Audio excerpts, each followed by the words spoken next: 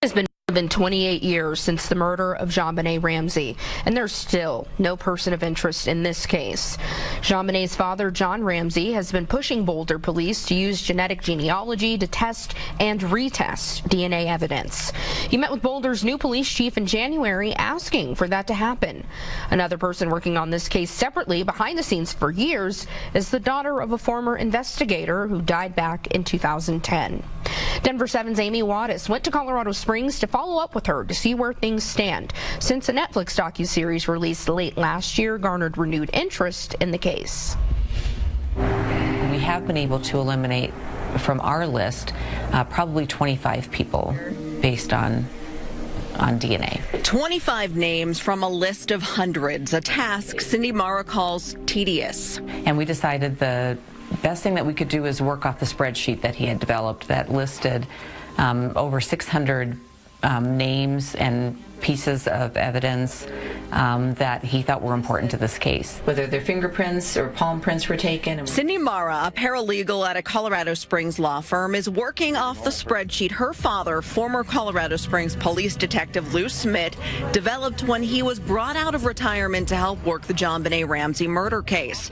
Smith believed an intruder broke into the Ramsey home in Boulder in December of 1996 and murdered the 6-year-old girl.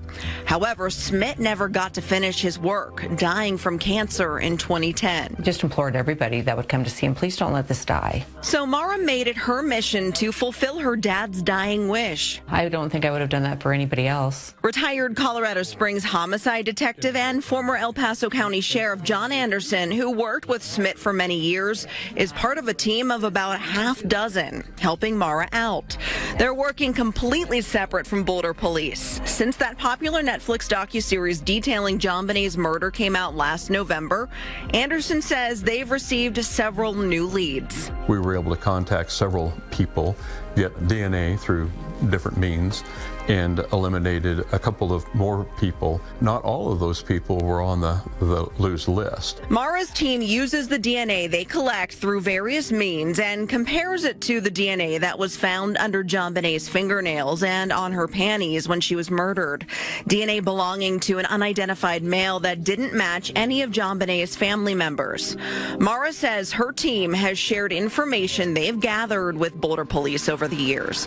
However, Anderson says police have always been somewhat resistant to them. They've told us right from the very beginning this is going to be a one-way street, and it has been. Anderson is hopeful that will change since JonBenét's father, John Ramsey, recently met with Boulder's new police chief, Stephen Redfern, for the first time in January, pushing for DNA to be tested and retested using genetic genealogy. Have you tried reaching out yet to the new police chief and his team? We have not, no. Are you planning on doing that? Yeah, we would be interested in that. I think we just are kind of waiting to see what happens with John Ramsey's meeting with the chief and what may become of that. If they would do what they can do, what we hope that they will do, then it's definitely going to be a lot faster than our method. And it just goes and goes. Mara believes a break in the case could come at any moment, and she's determined to find JonBenét's killer. In Colorado Springs, Amy Wattis, Denver 7. Cindy Mara says it costs a lot to work a case like this independently, locating someone and sending off their DNA to a lab. That's why she and her team created a GoFundMe for support. To learn more, head to our website, denver7.com, and click on this story.